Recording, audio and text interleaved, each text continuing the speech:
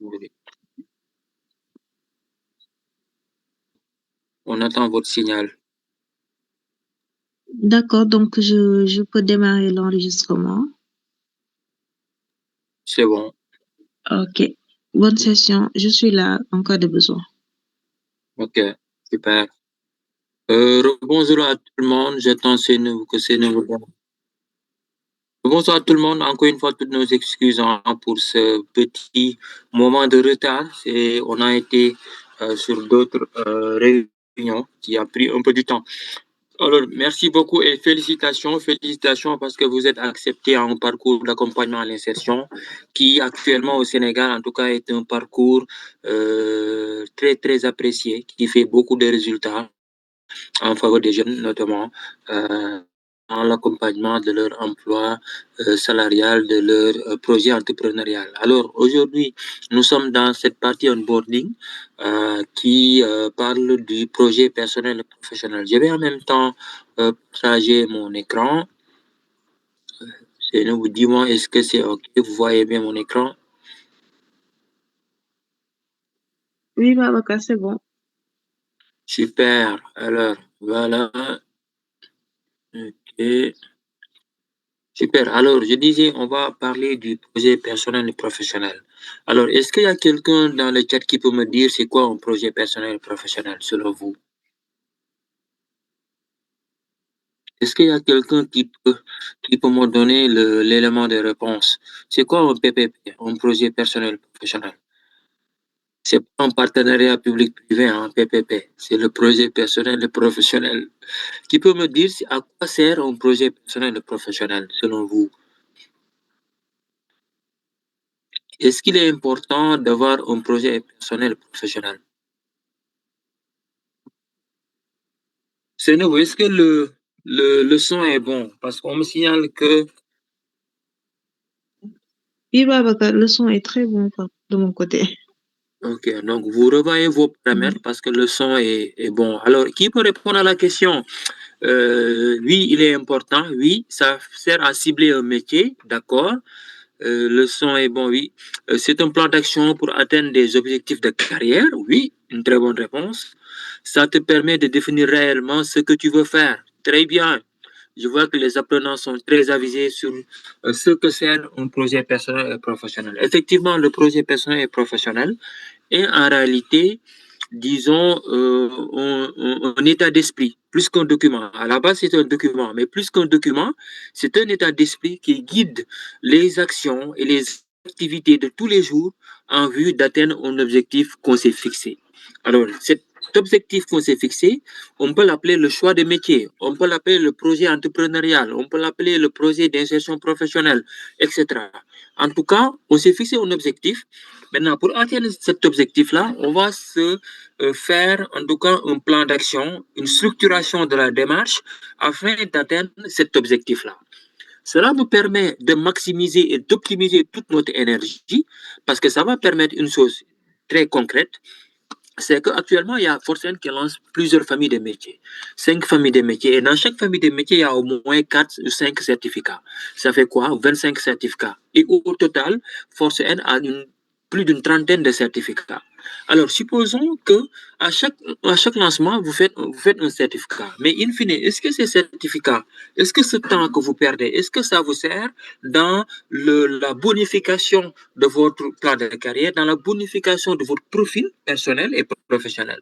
Donc, l'idée derrière, c'est d'identifier quels sont, sur la base d'un choix de métier, quels sont les certificats qui concourent à améliorer mon profil afin d'atteindre un objectif. Et pour ce faire, il y a un mécanisme, c'est l'élaboration d'un projet personnel et professionnel qui va s'appuyer, s'arc-bouter sur plusieurs plans, sur plusieurs points, sur la base desquels après on va identifier le choix des métiers et mettre en place un plan d'action qui nous permettra effectivement d'atteindre l'objectif fixé. Voilà en tout cas, en gros, le soubassement ou l'esprit ou l'intérêt même du projet personnel et professionnel. Vous allez voir que c'est un élément essentiel dans la démarche de recherche d'emploi ou de réalisation d'un objectif qu'on s'est fixé. Alors même, dans l'accompagnement à l'employabilité, parce que ce parcours, au-delà de la phase onboarding et de la certification technique, il y a une bonne partie de soft skills et d'accompagnement à l'employabilité. Et sur cet accompagnement à l'employabilité, le premier exercice ou la première activité concernant le volet passeport pour l'emploi, qui est un webinaire hebdomadaire, va s'articuler sur l'importance du projet personnel et professionnel afin de vous, en tout cas, d'appuyer davantage sur cette importance-là et d'identifier les précisions, en tout cas, d'insister sur les précisions importantes pour atteindre cet objectif. Voilà, en tout cas, en résumé, ce que je voulais dire en introduction sur le PPP. On avance. L'objectif du PPP, je l'ai dit tantôt, c'est de permettre à l'apprenant de comprendre, je vais remonter ça voilà, de comprendre la notion de PPP. C'est quoi un PPP? Donc, l'objectif de cette session, c'est ça, de permettre à l'apprenant d'avoir une idée sur la finalité du projet personnel professionnel. Donc, au sortir de cette session, donc, on va également permettre à l'apprenant d'identifier les différentes étapes de construction du PPP. Quelles sont les différentes étapes pour construire le PPP? Ne vous en faites pas. Sur la plateforme de ForceN, il y a des templates, il y a des documents, il y a des vidéos qui vous permettront, pas à pas, de peaufiner ce projet personnel et professionnel et d'épouser cet esprit-là qui guidera, en tout cas, vos actions de tous les jours afin d'atteindre l'objectif fixé. Alors, Sénébou, merci de veiller sur le chat, hein. Je suis en plein écran. S'il y a des interpellations, n'hésitez pas à me le faire savoir. Alors, D'accord. pourquoi élaborer un PPP? Peut-être vous vous posez certaines questions. Comment choisir un métier? Comment identifier les atouts sur lesquels s'appuyer? Comment s'assurer qu'une idée est réalisable? Que faire pour changer de métier, etc. Il y a énormément de questions que vous vous posez. Alors, nous avons tous les outils qui vous permettront, en tout cas, d'avoir les éléments de réponse. Parce que le PPP, effectivement, va reposer sur des étapes qui vous permettront d'avoir des éléments de réponse sur chaque question que vous vous posez. La première étape, effectivement, c'est le bilan de compétences. Nous allons y revenir. Alors, le PPP est une réflexion sur notre orientation personnelle et professionnelle. Donc, il y a une partie de réflexion, des questions qu'on va se poser sur nous-mêmes. D'accord? Enfin, la réponse de ces questions va nous permettre de mieux avoir une connaissance de soi. Donc, d'avoir une maîtrise sur soi, ses points forts, ses points faibles. Bon, enfin, on dit points faibles, mais actuellement, on parle de points à améliorer parce qu'il n'y a pas, la faiblesse est relative. Donc, c'est les points à améliorer. Alors, c'est la boussole, effectivement, qui guide nos actions sur le court, le moyen et le long terme afin d'atteindre les objectifs fixés. C'est une boussole parce que ça permet d'avoir un miroir sur lequel on regarde pour se dire est-ce que cette action-là va contribuer à atteindre un objectif préfixé, donc sur le court, le moyen et le long terme. Parce qu'on a une visibilité globale sur ce qu'on veut faire d'ici 5 ans, d'ici 6 ans. On a une vision globale sur ce qu'on veut atteindre en termes d'objectifs. Alors, je rappelle également que le PPP n'est pas quelque chose de figé. Ça peut évoluer au gré disons, des compétences nouvelles qu'on va avoir, des expériences nouvelles, des réorientations qu'on va faire, etc., etc. Donc, ça peut évoluer, c'est pas quelque chose de figé. On se fixe un objectif, on l'atteint, on réoriente notre PPP sur le développement de carrière, exemple, en se fixant d'autres objectifs, etc., etc. Mais on va y aller pas à pas, étape par étape. Sa construction permet effectivement de définir un parcours de formation et d'insertion adapté au métier choisi. Quand on valide le choix des métiers, on fera une étape qui nous permet de se renseigner sur ce métier. Quels sont les diplômes, quelles sont les formations, quelles sont les compétences qui sont nécessaires. Et en termes de formation, on va se dire, pour avoir ce métier-là, il faut avoir telle ou telle compétence. Et ces compétences-là vont se trouver sur tel ou tel certificat au niveau de Force N ou tel diplôme au niveau d'autres structures. Donc, ça nous permet d'avoir une idée. L'exemple que j'aime bien donner, c'est l'exemple d'un avocat, quelqu'un qui veut être avocat. Donc, choix des métiers, avocat, barreau. Alors, il est ou elle est en licence 3. Donc, en faisant l'exploration, donc la deuxième étape du PPP, il se rend compte que pour être un avocat, il faut non seulement avoir un master 2, il faut développer ses compétences de prise de parole en public, ses compétences en communication, etc., etc. Son monologue, il faut développer ces aspects. Donc, c'est identifié. Il faut réussir le concours du barreau. Donc, il sait le parcours, le chemin qui mène à la réalisation d'un objectif fixé. Alors, il va établir un plan d'action. Il est en licence 3. Il va se dire dans 2 ans, je serai en master 2. Mais même dans cette perspective-là, il va dénicher la possibilité, même avant de terminer le Master 2, de pouvoir faire le concours du barreau sous condition de l'obtention d'un diplôme Master 2. J'ai vu des amis qui l'ont fait, des promotionnaires qui l'ont fait et qui l'ont bien réussi. Donc ces informations-là que tu tires à partir de l'exploration vont te permettre d'avoir toutes les informations nécessaires afin de se fixer un objectif et un cheminement, un plan d'action qui te permet effectivement de passer sur les bons chemins et d'obtenir l'objectif fixé. Alors, il va être sûr qu'il faut il faut avoir un diplôme Master 2, mais aussi développer ses compétences soft skills. La prise de parole en public, il va, ça et là, formation au niveau de Forcen, il y a beaucoup d'activités sur le développement des soft skills, de la prise de parole en public. Donc, il va participer à cela afin d'identifier en tout cas les activités qui l'intéressent sur le développement de soft skills. On est à l'ère du numérique. Forcen est là. Aujourd'hui, il va s'intéresser à la cybersécurité parce que c'est un point essentiel pour un avocat qui peut être, en tout cas, interpellé à l'ère du numérique sur ces étapes-là. Donc, il va anticiper sur certaines compétences qui l'aideront à peaufiner un profil d'avocat qui, en tout cas, va le permettre d'avoir un développement de carrière assez intéressant. Voilà, les inspirations personnelles, professionnelles, immédiates et futures. Alors, il répond principalement à 3 questions. Qu'est-ce que je peux faire? Donc, le PPP répond exclusivement à 3 questions. Qu'est-ce que je peux faire actuellement? Ce que je peux. Donc, ça renvoie à l'étape de bilan. Une rétrospection, une interrogation sur soi-même. Donc, qui permet de se dire, quelles sont mes compétences actuelles? Pas que les compétences, quelles sont mes qualités? Quels sont les points à améliorer? Donc, toutes ces questions-là vont nous permettre d'avoir un bilan sur soi. Mais le bilan doit être aussi fidèle. D'accord? Maintenant, pour obtenir certaines réponses, on aura peut-être besoin de demander à certaines, enfin, de faire un bilan soi-même et d'échanger avec les proches pour se dire, pour avoir leur appréciation sur telle ou telle qualité, sur tel défaut, sur telle ou telle compétence. Et on va y revenir en termes de compétences. Quelles sont les compétences qui sont visitées? La deuxième question, qu'est-ce que je veux faire? Quels sont les métiers que je veux exercer? Parce que dans l'étape bilan, en faisant une investigation sur soi-même, on se rend compte que mes compétences correspondent à tel ou tel métier. Voilà les métiers que je souhaite peut-être faire. Maintenant, à cette étape, on peut avoir une présélection ou un pré-choix de métiers. Maintenant, la deuxième étape, qu'est-ce que je veux faire, va nous pousser à faire une recherche sur ces métiers-là. On peut avoir 3 métiers sur l'étape bilan parce qu'en fonction de mes compétences, de mon expérience, de mon apprentissage, de ma formation, j'ai choisi X, Y, Z comme métier.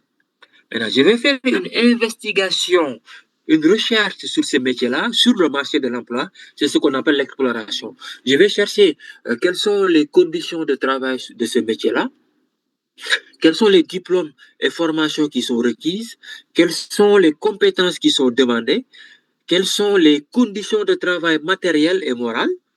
Est-ce que c'est des travails de nuit, de 22h à 5h du matin?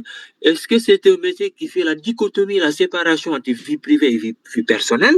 C'est important parce qu'il y a des métiers qui n'ont pas disons, de limite en termes de charge de travail. On est à la maison, on travaille, on est au bureau, on travaille.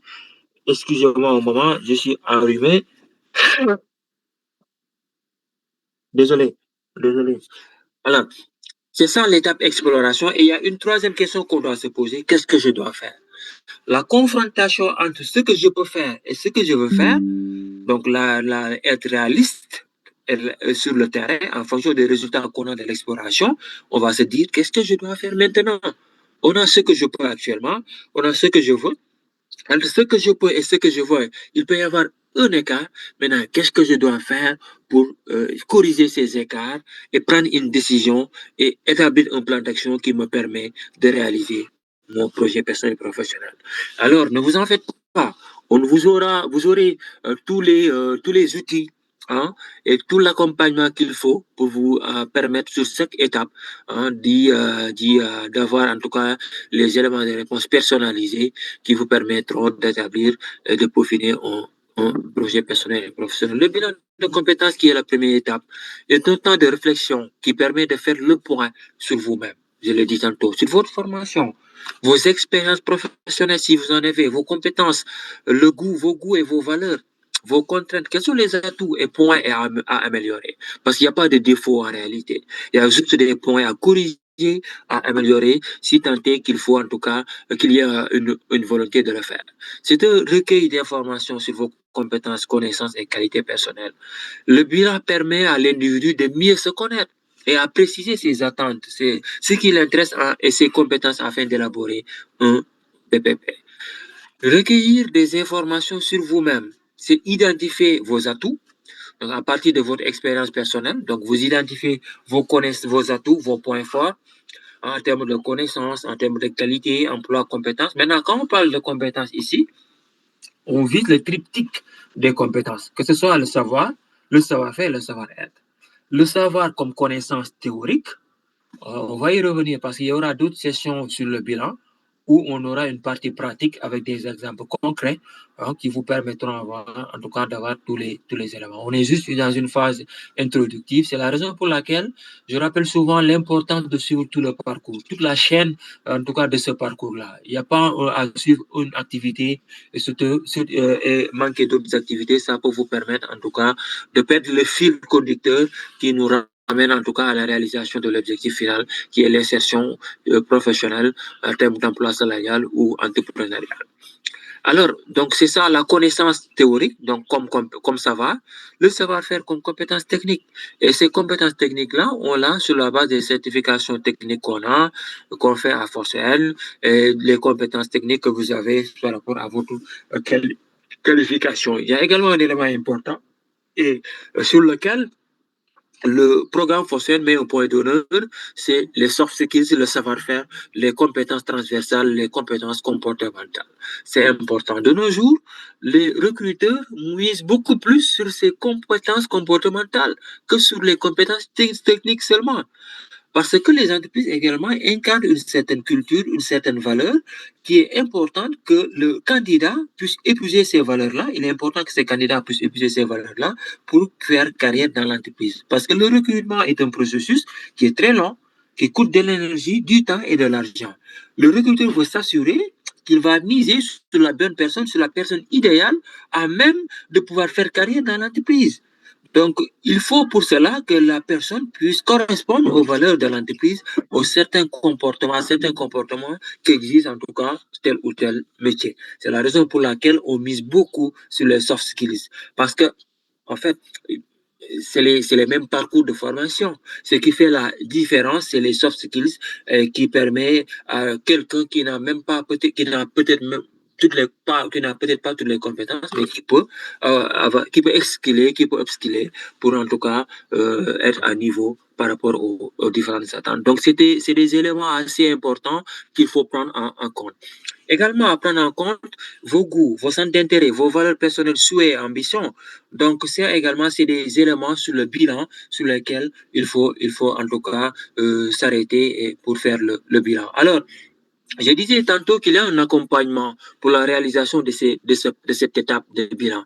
Mais cet accompagnement, c'est pas que les webinaires ou sur le PPP. Il y a tout un processus. Donc, les tests de personnalité que vous faites, ça vous aide à identifier vos profils, à dénicher vos qualités, vos points à améliorer, afin en tout cas de peaufiner et de donner les meilleures réponses correspondant effectivement au choix des métiers, mais aussi à l'élaboration de votre projet personnel et professionnel, c'est important. Toujours dans l'étape du bilan, il faut recueillir l'information sur l'environnement socio-économique. C'est vous informer sur les besoins actuels de la société et du monde de l'emploi. Mieux connaître les différents milieux professionnels, repérer les métiers à explorer. Ça, on va l'aborder dans l'étape exploration. Vous intéresser aux emplois nouveaux et aux secteurs en développement. Donc, ça également, c'est des éléments sur lesquels il faut insister. Quelques questions à se poser. Attention avant d'aller à l'exploration. Quelques éléments à se poser pour bien faire son bilan professionnel. Quelles sont mes connaissances, savoir-faire, qualité? Quelles sont mes expériences? Je suis revenu sur ces éléments-là. Donc, en termes de compétences, on parle de savoir, savoir-faire et savoir-être. Donc, connaissances, compétences techniques et comportements qui sont le triptyque constitué par le savoir, le savoir-faire et le savoir-être. C'est des éléments importants. Alors, les expériences passées, les compétences, maintenant, les compétences peuvent être tirées d'une expérience professionnelle comme d'une formation académique. Dans vos formations, dans votre cursus de formation, vous pouvez, en tout cas, il y a des compétences que vous avez pu glaner qui constituent, en tout cas, de véritables compétences que vous pouvez capitaliser. Les expériences au niveau des mouvements associatifs, excusez-moi. C'est des compétences. L'essentiel, c'est de pouvoir traduire l'expérience à une véritable compétence. Le fait que vous exercez un métier de coordination d'une activité dans les mouvements associatifs, ça peut être traduit en une véritable expérience professionnelle qui est à capitaliser par rapport à vos différentes, en tout cas différentes compétences. Nous allons y revenir lors des sessions pratiques, donc on verra sur chacune de ces étapes-là. Quels sont mes centres d'intérêt? C'est important donc dans l'état de bilan, les obligations familiales, médicales, etc. Donc tous ces éléments-là, c'est pas que vous vous enfermez sur vous-même seulement. Il y a des dialogues, il y a des échanges que vous pouvez avoir avec votre entourage, différents entourages, en tout cas, vos familles, si vous avez des collègues, des camarades, etc., pour avoir une idée réelle, en tout cas, et un bilan fidèle par rapport à vous-même, c'est important. Alors, tout à l'heure, on va vous donner la parole pour vous permettre d'intervenir. Je termine rapidement cette phase introductive pour asseoir, en tout cas, pour mettre en place, en tout cas, pour vous permettre de prendre la parole et qu'on puisse échanger. Alors, l'investigation, la phase exploration, je l'ai dit tantôt, c'est une investigation sur le marché de l'emploi. Le marché de l'emploi est très dynamique. Il faut chaque fois s'informer sur les pratiques de ce marché de l'emploi. Les compétences d'aujourd'hui peuvent être rapidement dépassées. Il faut se mettre à jour à travers l'investigation. L'investigation va se faire à travers différents mécanismes. Les certificats, les webinaires avec les experts de métier est un point essentiel pour se renseigner sur les pratiques du marché et sur les exigences d'un tel ou tel métier. C'est important. C'est la raison pour laquelle je dis tantôt que nous offrons un parcours où chaque maillon de la chaîne est important. Si vous ratez, si vous manquez une partie, ça peut impacter en tout cas sur sur les informations que vous avez, parce que là, nous partons que des informations et faisons des réorientations. Donc, c'est important de suivre tout le processus. Si vous êtes empêché de venir, disons, regarder ou réécouter le replay, l'enregistrement pour se mettre à jour, c'est important. Donc, les webinaires avec les experts métiers, les webinaires avec les experts, psychologues conseillers, tout est important, en tout cas pour se renseigner sur les pratiques du marché. Donc, ça permet de s'informer sur le métier, sélectionner les pistes à explorer, effectuer des enquêtes auprès des professionnels, à travers LinkedIn, à travers vos entourages immédiats. Quand je parle d'entourage immédiat, c'est quelqu'un qui travaille sur le métier, qui constitue votre choix de métier, et vous allez converser avec lui pour avoir quelques informations. Parce qu'il peut y arriver que vous choisissez un métier et que dans les conditions de travail de ce métier-là, en tout cas, ces conditions ne vous correspondent pas en termes de rythme quotidien et hebdomadaire de travail, parce qu'en droit du travail, on parle de rythme hebdomadaire et quotidien, parce que la semaine classique de travail est de 40 heures. Mais de nos jours, avec les technologies, il n'y a plus de dichotomie entre vie privée et vie personnelle. Est-ce que ça vous arrange de devoir continuer le travail jusqu'à la maison? Est-ce que vous êtes quelqu'un qui veut faire la séparation entre vie professionnelle et vie privée, etc. D'accord? Donc, c'est des éléments qui sont importants. D'autant plus que dans les métiers actuels du numérique, donc, on est sollicité chaque fois, donc pas de limitation entre vie privée et vie professionnelle. Donc, c'est important de regarder ces conditions de travail. Mais pas que ces conditions matérielles. Il y a également la rémunération. Combien est rémunéré ce métier? Pour disons, un débutant, quelqu'un qui est junior et quelqu'un qui est junior pour un peu tracer les perspectives de développement de carrière. Si c'est un métier qui rémunère le senior 200 000, alors que vos attentes salariales dépassent ce montant, donc il faut également voir est-ce que c'est un élément déterminant pour me réorienter sur un métier connexe, sur un autre choix de métier sur lequel je vais faire carrière. C'est des éléments aussi qui sont d'une importance capitale. D'accord, c'est important. Alors, en termes de formation, l'exploration va nous permettre de se dire quels sont le niveau de diplôme ou de formation qui sont demandés par rapport à ces métiers. Donc, ça nous donnera les réponses. Et comme on a fait le bilan de compétences, on connaît notre niveau en termes de formation. Donc, la confrontation entre ce qu'on a et ce qui est demandé sur le marché va nous permettre d'établir un écart entre le diplôme que j'ai et le diplôme qu'on demande sur le marché, afin d'établir un plan d'action rapide à court terme ou à moyen terme qui nous permet de corriger cet écart en termes de formation. Je reviens sur l'exemple d'emblée que j'ai donné au début pour quelqu'un qui est en licence 3 et qui va être avocat. D'accord. Il fait avec force N le parcours d'accompagnement à l'insertion. Il fait son projet personnel et professionnel. Il fait l'étape exploration et se rend compte que son métier, le métier qu'il a choisi, qui est le métier d'avocat, il a besoin d'avoir un master 2 en droit pour faire un concours de barreau, alors qu'il est en licence 3. Ça, c'est un. Deuxièmement, il se rend compte que c'est un métier qui demande des compétences communicationnelles, la prise de parole en public, qui demande une certaine connaissance dans les métiers du numérique, parce que également dans la dynamique du marché de l'emploi, aujourd'hui, les avocats sont sollicités sur, en tout cas, des questions digitales, des questions numériques. Il faut au moins avoir une certaine base, une certaine initiation sur la cybersécurité, exemple, sur le traitement de données, en tout cas, je dis du n'importe quoi, en tout cas, sur certaines parties du numérique qui lui permettront, ne serait-ce que de traiter un dossier et de savoir avec quel expert il pourrait travailler pour avoir les éléments nécessaires.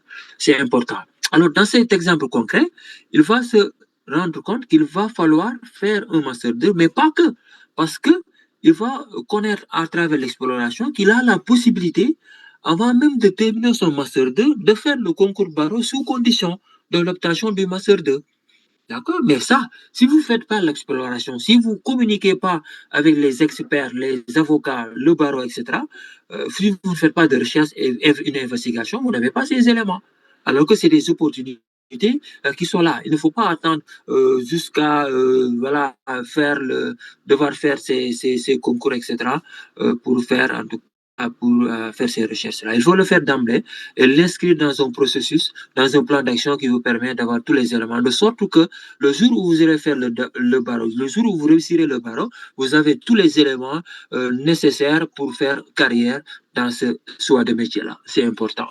Alors, donc, voici en tout cas l'investigation, ça permet d'avoir ces éléments. Mais pas que la formation, les compétences qui sont demandées. Je l'ai dit tantôt dans l'exemple.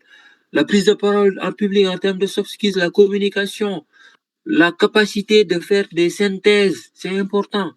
Donc, ça permet de se préparer et une fois sur le marché de l'emploi, vous êtes employable, vous développez une certaine adaptabilité qui vous permet de faire face à n'importe quel dossier et de pouvoir en tout cas être estimé et être respecté dans le métier que vous aurez choisi. Alors, je vous donne une astuce très importante dans l'exploration. Vous savez, les appels à candidature qui tombent sous vos yeux là. Il ne faut pas lire l'appel à candidature et se dire non, c'est pas destiné à mon profil parce que j'ai pas telle expérience, j'ai pas telle compétence. Mais il faut se baser sur ces appels à candidature pour se demander mais quels sont les niveaux de formation et d'expérience qui sont demandés pour tel métier? Quelles sont les compétences qui sont demandées pour tel ou tel métier? Est-ce que j'ai ces compétences? Si je ne l'ai pas, j'ai quelles compétences actuellement? Quelle est la différence entre les compétences qui sont demandées et les compétences que j'ai actuellement? Quel est l'écart et comment faire pour combler cet écart-là? Ah, vous vous dites, ah, à Forcen, il y a telle famille de métiers et sur cette famille de métiers, il y a tel certificat qui me donne tel ou tel certificat. Donc, je vais chercher X, Y certificat sur sur X, Y compétence sur tel certificat et alpha, oméga compétence sur d'autres certificats de métiers. C'est comme ça qu'on fait le choix des certificats. On ne doit pas faire des certificats pour faire un certificat, mais on doit faire un certificat qui concourent à l'amélioration de notre profil afin de répondre aux exigences du marché de l'emploi. Voilà en tout cas ce qu'il faut faire en termes, l'esprit qu'il faut développer en termes d'exploration. C'est la raison pour laquelle au début je vous ai dit que le PPP, plus qu'un document, est un état d'esprit. Et cet état d'esprit va vous guider sur vos actions quotidiennes, sur vos activités quotidiennes, donc sur tout ce que vous faites, même sur le choix des certificats. Vous vous rendez compte que ce n'est pas un certificat qui concourt à l'amélioration de mon profil, mais bon, vous attendez un autre appel à la candidature, ou bien vous valsez sur un autre certificat, parce que dans la famille des métiers, il y a plusieurs certificats, des certificats qui concourent effectivement à l'amélioration de votre profil afin de répondre aux exigences du marché de l'emploi, c'est important. L'identification des pistes de métier, elle consiste effectivement à analyser les informations. Je vais regarder l'heure, être un peu dans le timing.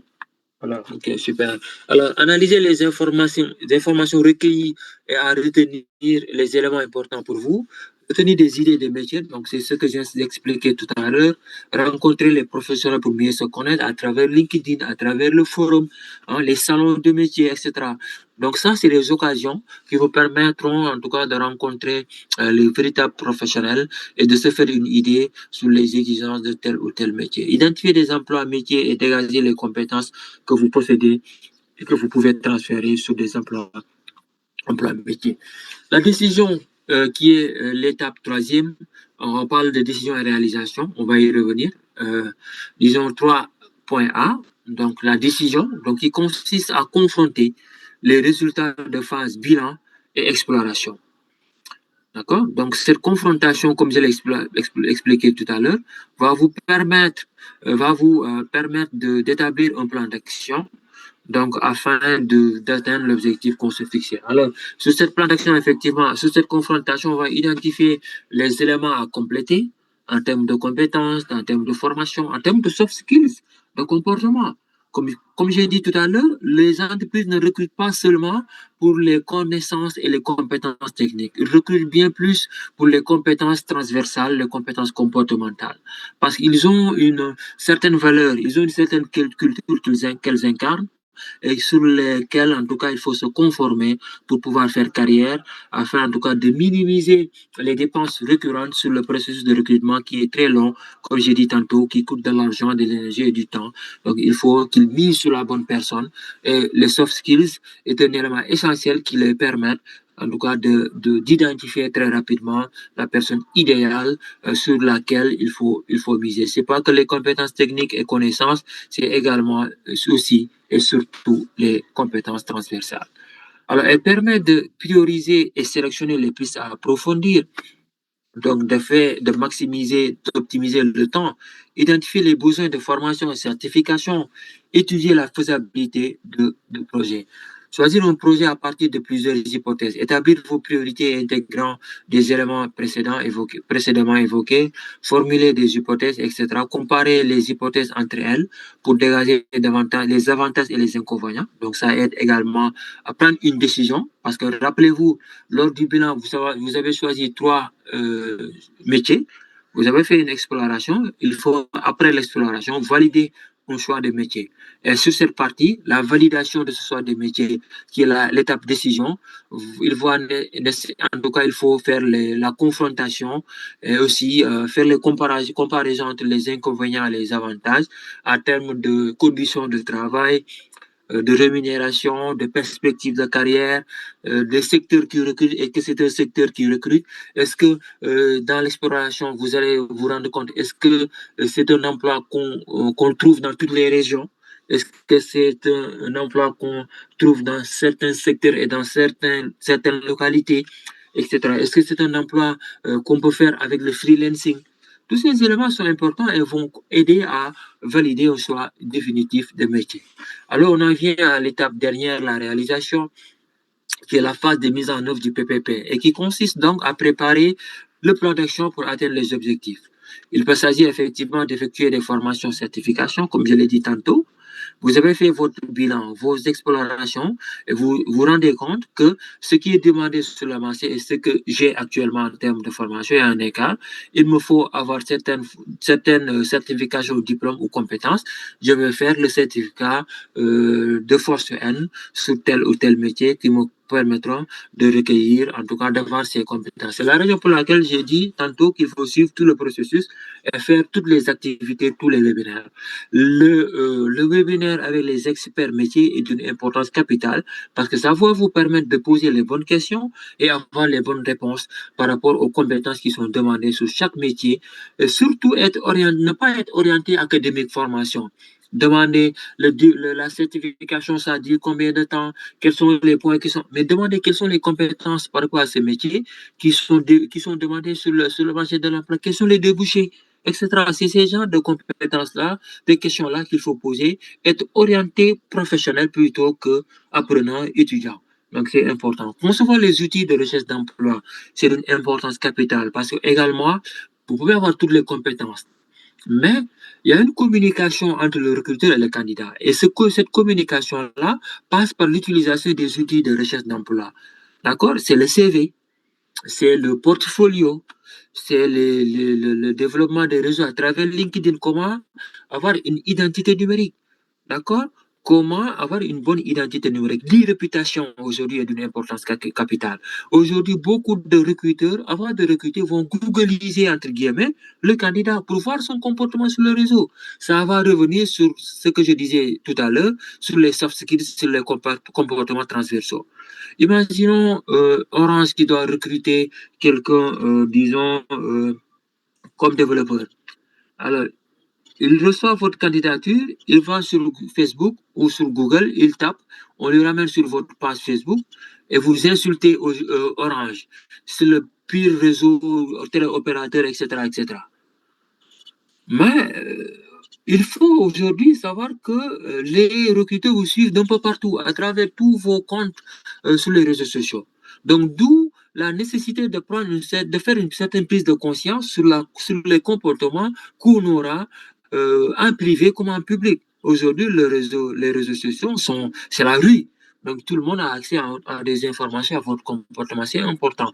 Donc, en termes de technique de recherche d'emploi, en termes d'outils, il y a la lettre de motivation, il y a les mails de candidature. Mais ne vous en faites pas, il y a le programme Forceven, effectivement, qui a un bon dispositif d'accompagnement sur les techniques de recherche d'emploi, sur l'amélioration de votre profil, etc., etc. On va y revenir sur la présentation des activités d'accompagnement, de renforcement de l'employabilité, donc qui vous seront dédiées et qui vous permettront de vous préparer sur ces éléments. La préparation des arguments pour d'éventuels entretiens, on va y revenir l'entretien d'embauche, la structuration de la démarche sur le court, le moyen et long terme. Qu'est-ce que je peux avoir et je dois démarcher sur le court terme? Est-ce que sur le court terme, je dois faire du volontariat ou du bénévolat pour avoir de l'expérience professionnelle? Parce que c'est des choses qui peuvent être capitalisées comme expérience professionnelle. Mais ne pas se dire que j'attends une opportunité d'insertion CDD ou de stage, alors qu'il y a une opportunité de bénévolat. Même si on ne vous paye pas, même si on vous rémunère juste sur le prix du transport, mais capitalisez cette expérience parce qu'à cette étape, vous avez besoin d'une expérience de 2 mois, de 3 mois, de 6 mois pour pouvoir améliorer votre profil sur le marché de l'emploi. C'est important. Développer le réseau, je l'ai dit tantôt, le développement des réseaux professionnels aujourd'hui, les appels à candidature que nous voyons ne constituent que 20 à 30% des marchés, des offres qui sont réellement disponibles. C'est ce qu'on appelle le marché visible. L'essentiel du marché est détenu par le marché invisible, qui sont, disons, accessibles grâce au développement des réseaux. Aujourd'hui, je connais un certain Seynabou ou Loïs Créma qui a une opportunité d'insertion. Au lieu de recourir à un cabinet d'intérim pour recruter quelqu'un, mais il va partager ça dans son réseau LinkedIn, dans son réseau Force N, dans les canaux de partage d'informations du programme Force N. Il connaît un RH comme Top Babacar. Il va lui dire, Babacar, est-ce que vous avez quelqu'un qui a ce profil? Mais 110% des offres qui sont disponibles sont détenues par ce canal-là. Donc, d'où l'importance de développer un réseau professionnel. Donc, à travers LinkedIn, à travers vos camarades de promotion d'école qui sont dans certains niveaux c'est pas le branlon, c'est juste un canal, un réseau qui vous permet d'avoir les informations et de pouvoir saisir les opportunités qui se présenteront, c'est important. Effectuer des stages, du bénévolat, du volontariat, j'en ai parlé tout à l'heure. Effectuer un mentorat, trouver un mentor à travers LinkedIn, exemple, quelqu'un qui existe le même métier, qui a une certaine expérience, vous lui envoyez un message sur LinkedIn, dans lequel message vous dit avoir apprécié en tout cas tout ce qu'il fait, son parcours, et lui demander est-ce qu'il peut vous faire part en tout cas de son parcours qui vous inspire, etc. Et par là même lui proposer d'être votre mentor, etc. Celui-là, c'est un mentor qui vous accompagne, mais c'est un réseau.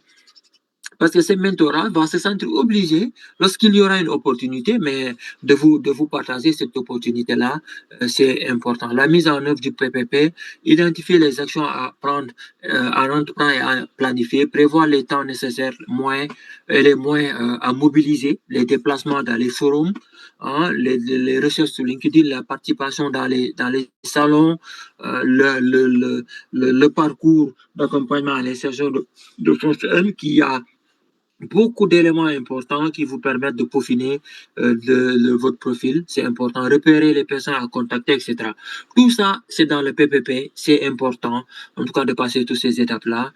Envisager les obstacles éventuels à imaginer, définir un plan d'action, évaluer ce que vous risquez de perdre et ce que vous pouvez gagner en réalisant son projet personnel et professionnel. Voilà de manière ramassée les différentes étapes du projet personnel et professionnel en termes d'introduction. Je fais un récap de ce que j'ai présenté. Donc, le PPP, plus qu'un document, est un état d'esprit qui guide vos pas, qui guide vos actions, vos activités de tous les jours afin d'atteindre un objectif qu'on s'est fixé. En termes concrets, ça va permettre d'optimiser notre temps parce qu'on va miser que sur les bonnes actions qui concourent à l'amélioration de notre profil afin d'atteindre un objectif fixé. C'est important. Donc, c'est la boussole qui guide nos pas. C'est important. Le PPP repose sur trois étapes essentielles. Le bilan de compétences qui permet de faire la récapitulation de nos compétences en termes de connaissances, donc savoir, en termes de compétences techniques, savoir-faire, en termes de comportement, savoir-être, c'est important. Et sur cette étape-là, on va faire un premier choix de métier, trois choix de métier. Et sur ces choix de métiers-là, sur chacun de ces choix de métiers, on va faire une investigation dans la partie exploration, qui est la deuxième étape, qui nous permet de nous renseigner sur la réalité sur le terrain, sur le marché de l'emploi, sur de tel ou tel métier, c'est important. Et la troisième étape, c'est l'étape décision et réalisation qui va nous permettre de confronter le bilan et l'exploration, de voir les inconvénients et les avantages afin de prendre une décision et choisir un métier sur lequel on va structurer un plan, donc qui est l'étape réalisation, un plan d'action sur le court, le moyen et long terme afin d'atteindre un objectif qu'on s'est fixé. Voilà de manière avancée, c'est ce que je voulais présenter en guise d'introduction sur le projet personnel et professionnel. Je vous rends la parole. Merci.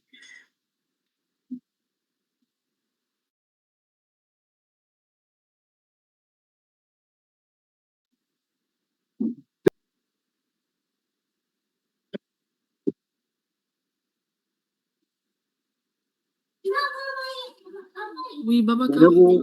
Oui. Bonjour Louise. Bonjour, Babacar. J'espère que tu vas bien. Oui, je vais très bien, alhamdulillah. Dieu merci. Sénébou, est-ce que vous êtes là? Donc, j'ai fini la partie introduction au PPP. Alors, on va recueillir l'avis ou l'intervention des participants, soit sur le chat, soit sur le micro. Donc, je suis disponible. Je reste à l'écoute. Merci. D'accord, Babacar. Et merci pour la présentation. Donc, si tu préfères l'intervention sur le micro aussi, je t'ai donné la main. Il y a des participants qui ont commencé à lever la main. Au cas où tu vas en prendre quelques. Sinon, il y a aussi des questions sur le chat. Ok, Sénébou, vous pouvez me passer de temps en temps les questions sur le chat. Je prends la question de Cheikh Diouf, après Mohamed Fofana. Après, Sénébou, s'il y a des questions sur le PPP, je suis disponible. Oui, Cheikh Diouf, on vous écoute.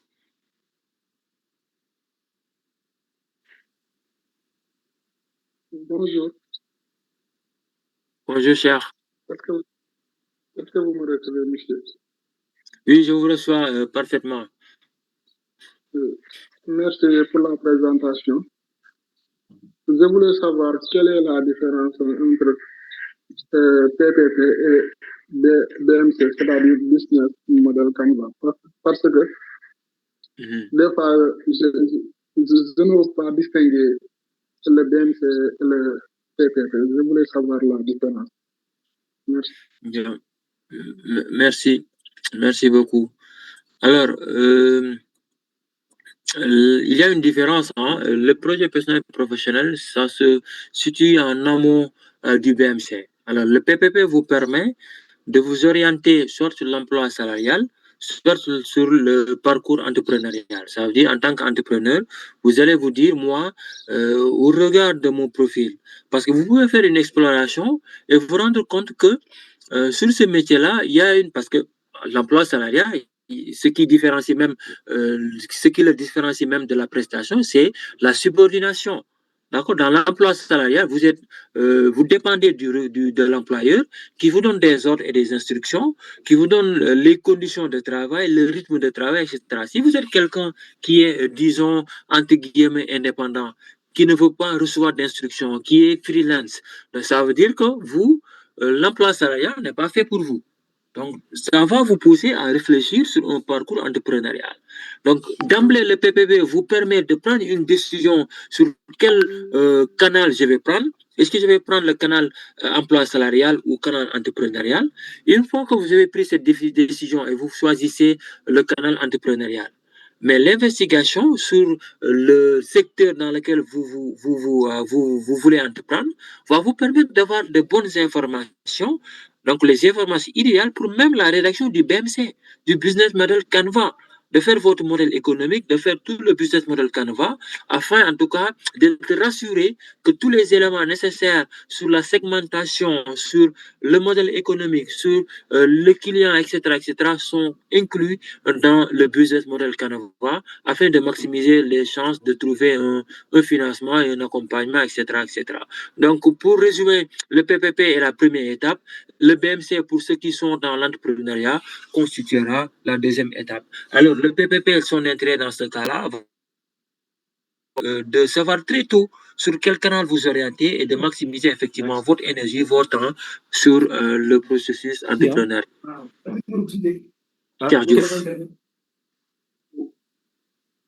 Merci beaucoup, monsieur. Je comprends parfaitement. Merci beaucoup. Merci, cher. Mohamed Fofana, on vous écoute.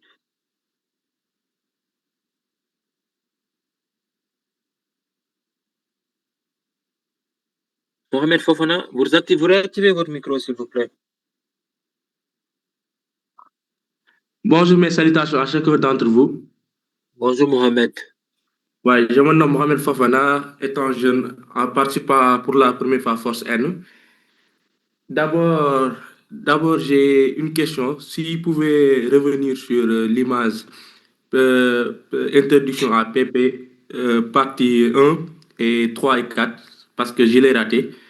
Et à part ça, comme tout à l'heure, Cheikh, il disait pour l'entrepreneuriat ou bien la salariat, comme au Sénégal, ça serait mieux.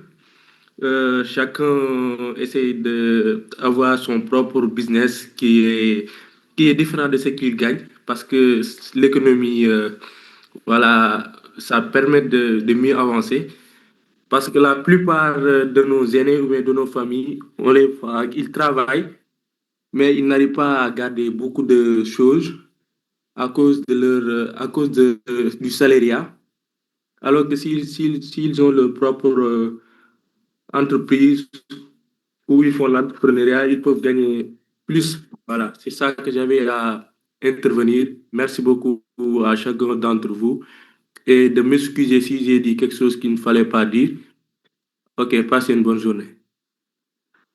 Merci beaucoup à Mohamed pour cette intervention. Donc, je parcours rapidement les parties dont vous avez demandé, la partie 2 sur l'objectif du PPP. Donc, ça permet effectivement à l'apprenant de comprendre la notion de PPP, permettre à l'apprenant d'avoir une idée de la finalité du PPP. Donc, ça, c'est l'objectif les objectifs spécifiques de ce webinaire.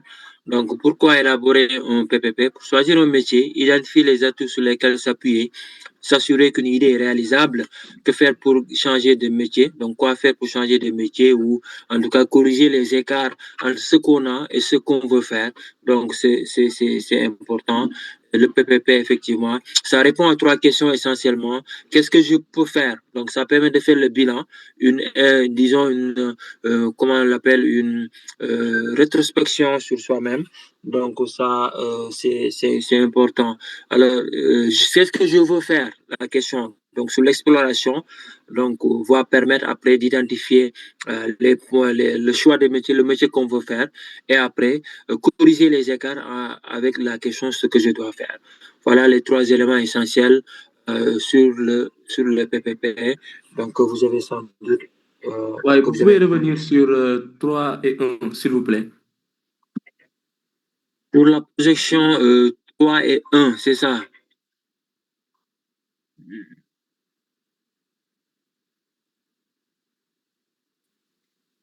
Veuillez m'excuser pour ça. C'est ça. Voilà, l'introduction. C'est ça.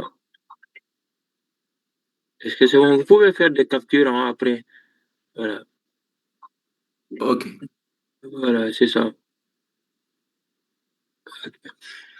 Super. Alors, je vais arrêter le partage pour mieux suivre les interactions. Merci Mohamed pour ces éléments. Louise, qui est notre responsable de soft skills, est là. S'il y a des éléments à compléter de temps en temps, Louise, ce sera avec plaisir. Alors, je vais donner la... Bien sûr, Babacar peut compter sur moi. Oui, oui, merci. Il y a Aline Fall et Moussa qui t'a levé la main. C'est vous si vous avez repéré des questions sur le chat. Aline Fall, on vous écoute. Aline, vous activez le micro, oui. Bonjour, monsieur. Oui. Bonjour Aline. Très bien, on vous écoute. Merci pour la présentation du PPC pour les personnes professionnelles. Moi, ma question est de savoir, le PPC, est-ce qu'il est en rapport avec le PISDEC? Parfois, j'ai des problèmes pour le PPC avec le PISDEC. Le petit deck. Oui. La différence. Je n'ai pas compris la question.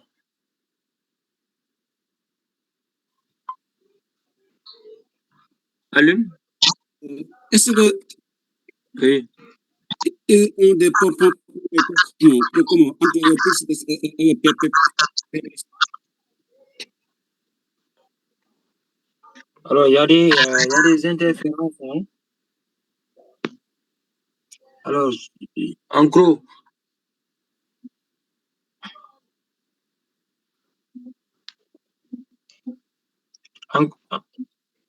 en gros, la question de Alune, c'est, si j'ai bien compris, c'est est-ce qu'il y a une différence entre Pitchdeck et PPP? Comme j'ai répondu, hein, comme j'ai répondu. Voilà, il y a des interférences.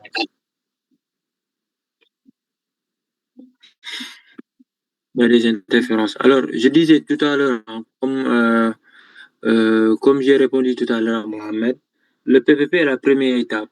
D'accord? Ça permet après de pouvoir s'orienter sur tel canal ou tel canal. Ça permet de se dire, moi, pour fonction de mon profil, et ce que je veux faire dans la sphère, en tout cas dans le domaine professionnel, c'est l'emploi salarial ou c'est l'entrepreneuriat. Première décision. D'accord? En fonction de ce que j'ai retenu de mon bilan de compétences, en fonction de ce qui se fait sur le marché, moi, ce qui m'arrange, ce que je recherche, en fonction de mes idées, etc., je veux choisir l'entrepreneuriat et je veux choisir l'emploi salarial. Donc, dans l'entrepreneuriat, on fera le BMC, Business Mode Canva, c'est là où on fera le pitch deck. D'accord? D'accord? La différence se trouve à ce niveau de manière avancée. Alors, Moussa, est-ce que vous êtes là? Moussa Keita.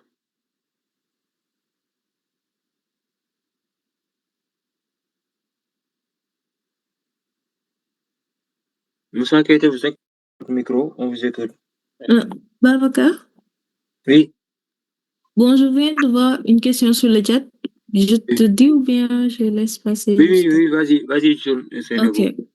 Je vois Néné Oley qui demande, que pensez-vous de l'entrepreneuriat sans avoir de l'expérience? Est-ce que ça pourrait marcher?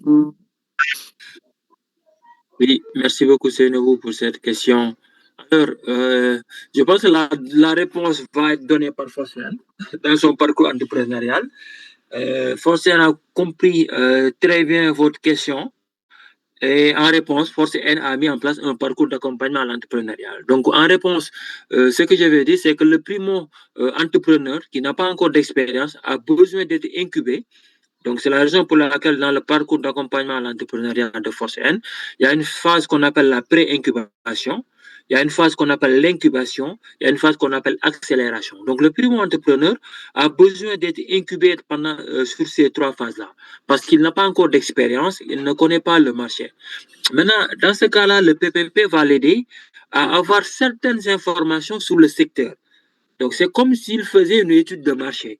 D'accord? Maintenant, cette exploration va être s'apparenter à une étude de marché qui lui permet de faire une investigation sur le secteur dans lequel elle veut ou il veut évoluer. Donc, d'avoir toutes ces informations sur les pratiques, sur les prix, sur les conditions disons, de commerce qui existent sur ces métiers-là. Et ça va lui permettre de mieux affiner son projet et de se positionner sur les meilleurs créneaux, en tout cas pour se tirer d'affaire. Et Forcen l'a compris. Et avec Forcen, vous aurez un parcours d'accompagnement à l'entrepreneuriat qui vont s'articuler sur ces différentes étapes-là et qui vont vous aider effectivement à combler votre manque d'expérience et à maximiser vos chances de réussir votre projet. C'est Nobu. Voilà les éléments de réponse que je voulais apporter. Moussa Keita, on vous écoute en attendant de recevoir votre question sur le chat. Bonjour. Bonjour Moussa. Bien. J'aimerais poser une question. On vous écoute Moussa. Vous me recevez? Oui, très bien, 5 sur 5, on vous écoute. Moi, mon problème est que je ne sais pas comment accéder au compte Fodé. Ok. Sénou, est-ce que tu as des éléments de réponse sur le compte Fodé? Oui, Moussa, hier, on avait fait une session par rapport au compte Fodé. Je pense que après, quand on va partager l'enregistrement, il pourra trouver des éléments de réponse. En attendant, j'avais perdu le lien. Il y avait un formulaire qu'on avait partagé. Donc, si je retrouve le formulaire d'ici la fin de la session, je vous partage.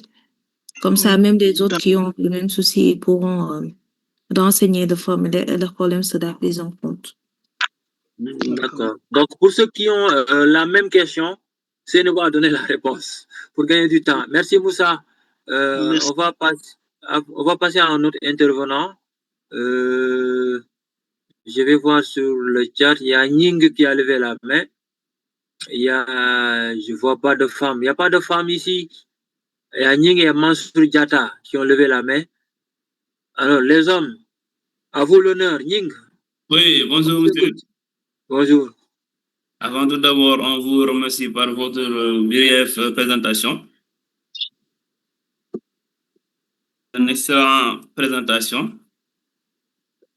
Et moi, j'avais une question. J'aimerais demander comment se faire pour avoir un espace, parce que moi, j'ai déjà fait mon master en télécommunication électronique et je me suis déjà postulé sur beaucoup de postes, mais jusqu'à présent, pas de réponse. Et j'aimerais savoir s'il y a des possibilités de mieux postuler ou bien de mieux faire la demande pour être accepté ou bien pour au moins obtenir un entretien.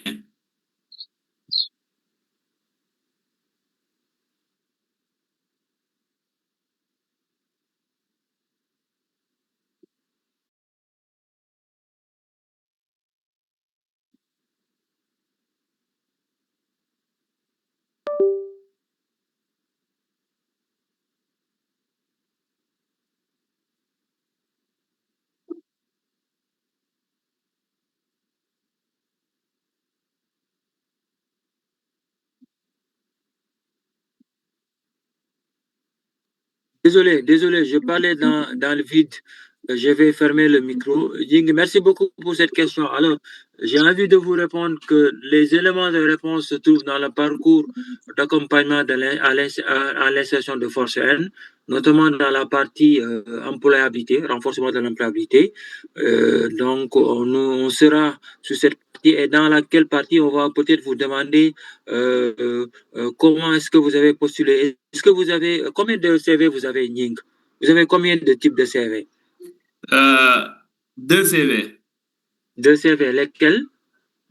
L'un, c'est par rapport au réseau, l'autre, c'est par rapport aux idées. OK. Et c'est les mêmes CV que vous avez déposés sur les entreprises là? Oui, ça dépend de l'offre. OK. Ça veut dire quoi? Vous arrêtez le CV à l'offre? Oui, c'est ça, oui. Donc, ça, c'est déjà une bonne pratique. Donc, il nous faut voir après les lettres de motivation, le mail de candidature, etc., etc. Il y a beaucoup de paramètres à revoir pour s'assurer est-ce que les outils de recherche d'emploi, les outils de candidature sont au top. Ça, c'est le premier niveau. Est-ce que vous postulez sur les bonnes offres, etc., etc. Alors, on n'a pas le temps aujourd'hui, mais on va y revenir si vous nous suivez bien sur les parties renforcement de l'employabilité, où on va faire des simulations sur le CV, lettre de motivation, entretien d'embauche, développement de réseau, etc., etc. Ying. Merci beaucoup. Je vous en prie. Il y a Mansour Diko. Mansour, on vous écoute. Oui, bonjour, monsieur Top. Bonjour, Mansour. Vous me recevez? Très bien, on vous écoute, Mansour. Ok, monsieur Top, je vous remercie davantage. Bien. Allô? Oui, on vous écoute, Mansour. Allez-y. Et en tout cas, c'est très important de suivre votre vie venue, quoi, en fait. Merci. Je me sens très bien, l'étudiant. Oui. Mais donc, je vois que je ne développe aucune compétence professionnelle, quoi, en fait. Je suis à l'université, je suis orienté au département de lettres modernes. Oui. Et que la vie sans la compétence, je vois que, bon, tu ne vas partir, ou bien ça sera très difficile, bon, de trouver un job ou bien de trouver, bon, quelque chose qui va te permettre de gérer bien ta vie. Oui. Qu'est-ce que vous me conseillez en tant que frère, en tant que monsieur, en tant que aussi professionnel que vous êtes? Mais justement, Mansour, le PPP est justement fait pour vous. Alors, Oui. vous êtes dans le département de lettres, d'accord? Oui. Est-ce que vous pouvez me dire qu'est-ce que vous voulez exercer comme métier? Non, exactement, ce n'est pas de joie parce que bon, je suis orienté au département de la demande, je suis en train d'étudier. Et bon, comme vous le savez si bien que moi, au département de lettres, vous pouvez faire rien d'autre qu'être un professeur ou bien, bon, ou bien évoluer dans l'armée, quoi, en fait. Pas que. Vous pouvez devenir, exemple, je dis n'importe quoi, rédacteur web. Vous pouvez être journaliste. Il y a beaucoup de métiers que vous pouvez faire et qui sont contenus aujourd'hui dans les, disons, certificats de force N. L'idée, l'essentiel pour vous, c'est d'emblée d'établir un projet personnel professionnel, de se dire, de faire un bilan sur vos compétences, ce que vous avez, et de se dire, moi, je veux faire tel ou tel métier. Parce que le métier d'enseignement, j'aime pas, je ne veux pas aller à l'armée, donc ça, c'est exclu, mais je veux faire tel ou tel métier. Maintenant, si vous avez choisi ces métiers-là, vous allez vous dire, mais est-ce que je suis sur la bonne voie avec la fac lettres? Oui ou non? Si c'est oui, c'est tant mieux. Après, vous allez vous dire quelles sont les certifications et compétences qui vous permettront de me mettre à niveau par rapport au métier que je veux exercer. D'accord? Maintenant, une fois que vous avez fait ça, effectivement, vous allez faire l'exploration pour avoir les informations nécessaires sur le métier que vous avez choisi. D'accord? Si vous avez tous ces éléments-là, vous allez vous dire, voici ce que j'ai comme compétences, voici ce que je veux et les compétences qui sont demandées. Vous allez vous demander qu'est-ce que je vais faire pour compléter les compétences qui me manquent. Est-ce que c'est à fac lettres? Est-ce que c'est à fac, c'est les formations, certifications de Force N? Est-ce que c'est Coursera? Parce que Force N a une plateforme d'apprentissage qui développe plus de 800 certificats et qui sont donnés gratuitement parce qu'on a acheté la licence. Tout ça, c'est des éléments qui vous permettront de vous mettre à niveau, d'avoir les compétences nécessaires, etc., etc.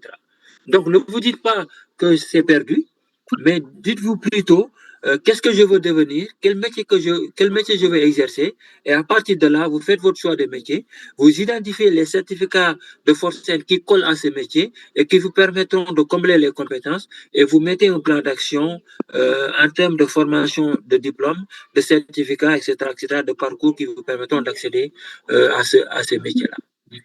D'accord. C'est ça.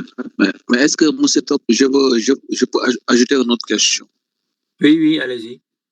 Parce que moi, le métier numérique a toujours été mon rêve, en fait. Oui.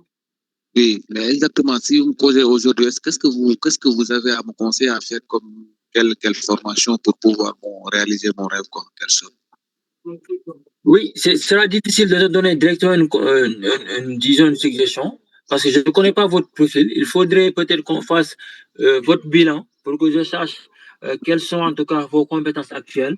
Vous êtes à quel niveau à la fac? Est-ce que vous êtes à la première année à la licence? Il faut que j'ai certaines réponses, certains éléments de réponse sur votre profil pour que je puisse vous dire, voici des options qui sont possibles et qui vous permettront, en fonction de ce que vous avez, mais ce que vous voulez également, parce qu'à un moment, il faut mettre la passion, donc les métiers que vous voulez exercer, et pour voir quel est en tout cas le canal, la famille des métiers qui colle le plus avec votre choix. Donc, si vous nous suivez bien, vous faites les exercices sur le PPP, donc vous faites toutes les étapes, vous aurez vous-même la possibilité de choisir. Ce n'est pas forcément dans cette famille de métiers-là. Après, vous pouvez choisir un métier avec des compétences qui sont dans une autre famille de métiers que vous allez faire plus tard. Donc, parce que chaque mois, il y a une famille de métiers qui est lancée et sur lesquels vous pouvez tirer énormément de compétences qui concourent à l'amélioration de votre profil sur le marché de l'emploi. Diakou. Ok, merci beaucoup, M. Top. Merci beaucoup, Mansour.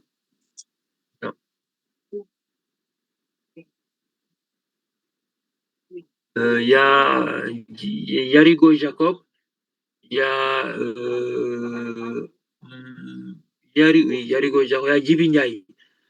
Yarigo, on vous écoute.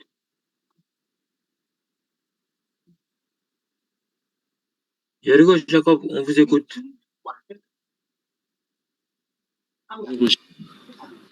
Djibi, allez-y. Vous allez bien? Yarigo, oui, allez-y, Djibi d'abord, après Yarigo. Djibi, allez-y, on vous écoute. Oui, bon, merci beaucoup pour la présentation, M. Top. Moi, j'aimerais juste savoir, par rapport aux différentes questions qu'on se pose pour faire le bilan, l'exploration et les décisions et les réalisations, est-ce que ça peut résumer notre profil réellement? Et si on se pose ces questions, qu'est-ce que je peux? Qu'est-ce que je veux? Les différentes questions. Oui. Les différentes questions. Oui. Et les décisions. Si on le pose, est-ce que ça résume réellement notre profil? Non, en fait, ça, c'est des questions, disons, qui ramènent à la partie, pas à la réponse directement des différentes parties de chaque étape, mais qui ramènent à chaque étape. Ce que je veux avoir à l'étape bilan. Maintenant, dans l'étape bilan, il y a plusieurs questions qu'on va vous poser sur le template et sur lesquelles vous allez apporter des éléments de réponse et capitaliser comme au total, en tout cas, comme PPP. Il y a un template, d'accord, qu'on va vous partager, qui existe d'ailleurs sur la plateforme Fodé. Après, Seynabou et son équipe vont vous envoyer des tutoriels, donc qui vous permettront de télécharger ces templates-là sur la plateforme.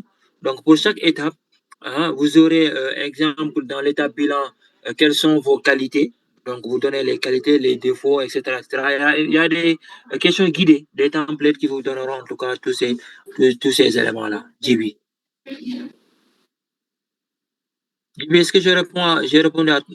Alors, Djibi est parti. Yarigo Jacob, on vous écoute. Yarigo, vous activez le micro si vous êtes là.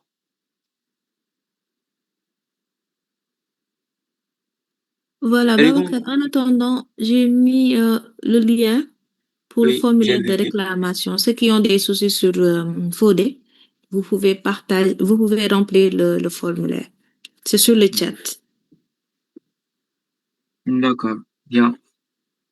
Alors, ceux qui veulent prendre la parole, vous levez la main. Il y a une main là sur sur le menu.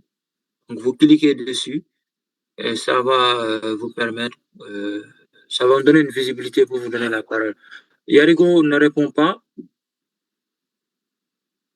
Alors, je passe. Je vais voir ceux qui ont levé la main. Il y a plusieurs mains levées. Il y a Jean-Marie Madeko qui a levé la main.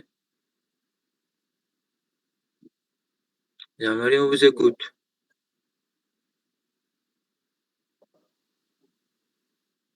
Il y a Pis qui a levé la main. Jean-Marie, on vous écoute. Oui, allô? Allez-y, on vous écoute. Allô, bonjour. Bonjour, Jean-Marie. C'est Jean-Marie. Non, c'est Pis. Oui, Pis, on vous écoute. Allez-y. Oui, monsieur, je vous remercie pour la présentation. En fait, moi, j'ai deux questions. Je suis de base analyse programmeur webmaster. D'accord? Depuis l'arrivée des CMS, j'ai laissé la programmation parce qu'ils utilisent l'IA, tout le monde devient programmeur. Et je me suis orientée vers l'assistant IA. Je suis actuellement dans les processus d'IA. Maintenant, ce que je voudrais savoir, des fois, je me paye un peu dans la tête pour m'orienter. Est-ce qu'il faut faire data engineer, data analyst? Mais dès que j'ai suivi cette session, je me suis dit, est-ce que le cours de PPP va me permettre de choisir la bonne voie? Des fois, je bascule en formatrice en informatique. Des fois, je suis là, je suis des cours en IA, mais je peine à trouver le bon milieu pour pouvoir faire postuler aux offres d'emploi.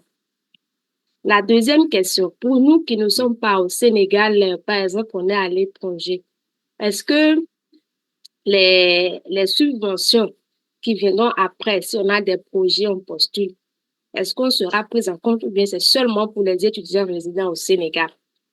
Merci. Je demande pas la dernière question. Pour l'instant, c'est seulement ceux qui sont au Sénégal, mais le programme est dans une dynamique de déploiement. Bon, ça se pourrait que ça vienne dans d'autres pays. Mais la réponse en tout cas que je peux donner concrètement, c'est que pour l'instant, les subventions, les fonds d'amorçage, c'est seulement pour le Sénégal. Alors, les choses peuvent évoluer d'un moment à l'autre. Tout dépend voilà, du bailleur et des décideurs. Donc, si il arrive qu'on puisse faire profiter à d'autres qui sont hors Sénégal également, vous aurez l'information. Alors, pour la première question qui est très intéressante, c'est ce qu'il faut d'abord identifier. Et là également, le PPP est un excellent outil, instrument qui va vous aider dans la prise de décision. D'accord? Ce qu'il faut déjà identifier, c'est est-ce que vous validez votre choix de métier? Est-ce que vous restez sur le métier d'abord? Si c'est bon, donc d'accord. Alors, ce qu'il faut également faire comme deuxième étape, c'est de faire l'exploration. Quelles sont les compétences qui sont demandées réellement sur le marché par rapport à ces métiers-là? Donc, vous identifiez ces compétences-là. Vous n'avez pas besoin d'être orienté sur tel ou tel autre métier. Vous pouvez rester sur le métier, mais identifier les compétences qui sont réellement demandées sur le marché et essayer de voir ces compétences-là dans quel certificat, exemple de Force N, ou dans quelle formation je peux avoir ces compétences-là. Est-ce que quand vous faites, disons, cybersécurité ou je ne sais pas ce que vous avez dit tout à l'heure, est-ce que quand vous faites ces certificats-là, ça... La programmation. Hein? La programmation. La programmation. Est-ce que si vous faites le certificat de Force N sur la programmation web, ça va vous permettre d'avoir ces compétences-là qui vont combler, en tout cas, votre écart par rapport à ce qui est demandé sur le marché? Est-ce que les compétences se trouvent dans ce certificat? Si oui, mais effectivement, vous avez la possibilité de faire un certificat, mais pas dans la même famille. Donc, si on appelle la candidature, vous faites ce certificat-là pour obtenir les compétences qui sont demandées. Ça va vous permettre de vous mettre à niveau par rapport à ce qui est demandé sur le marché. Et quand on est à niveau sur le marché, parce que les recruteurs, ce qu'ils cherchent, même s'ils demandent 10 ans d'expérience, c'est que ce nombre d'années d'expérience constitue pour eux une présomption de compétence. Maintenant, s'ils s'assurent que vous avez ces compétences-là, mais ils vont vous dire que vous êtes à niveau, vous répondez aux critères. Parce que dans les appels à candidature, c'est très rare de voir même quelqu'un qui répond à 80% de ce qui est attendu par le recruteur. Si vous avez 65-70%, c'est que vous avez un bon profil. D'accord? N'attendez pas d'être à 100% du profil demandé pour postuler. Non. Mais tout ça, on va le voir dans les parties accompagnement, renforcement de l'employabilité qui vous permettront, en tout cas, d'être armé de tout ce qui est, en tout cas, mise à niveau par rapport aux attentes du marché de l'emploi. Peace. D'accord, monsieur Babacar. Merci. Merci beaucoup. Alors, il y a Jean-Marie, il y a Khadija Ada Gujabi d'abord. Khadija, on vous écoute. Merci beaucoup, monsieur, de m'avoir remis la parole. Bonjour à vous et bonjour à tous les participants. Alors, je vous remercie pour votre présentation assez intéressante. Et j'ai une question, je pense que c'est une question qui va en toucher beaucoup parce que dans le chat, je constate que beaucoup sont en train de poser ce genre de questions-là. Alors, j'aimerais savoir, est-ce normal d'avoir plusieurs PPP et dans des secteurs totalement différents?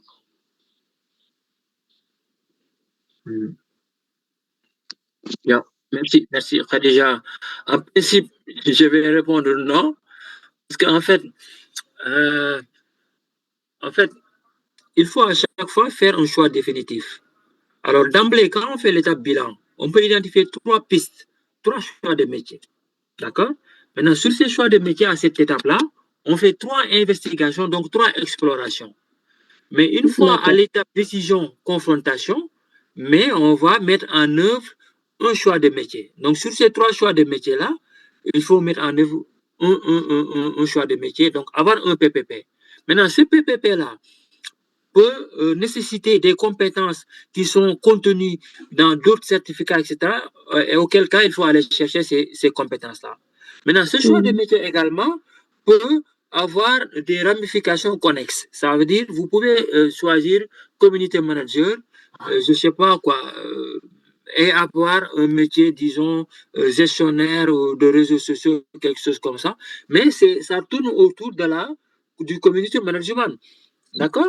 Maintenant, pour maximiser ses chances de trouver un emploi, on peut développer des compétences qui peuvent venir se greffer, donc renforcer votre profil et qui vous permettraient peut-être de ne pas exercer directement le métier de community manager, mais d'exercer un métier connexe au community management, donc ce qui permettra effectivement de maximiser. Babacar, on n'entend pas, je ne sais pas si c'est à mon niveau ou...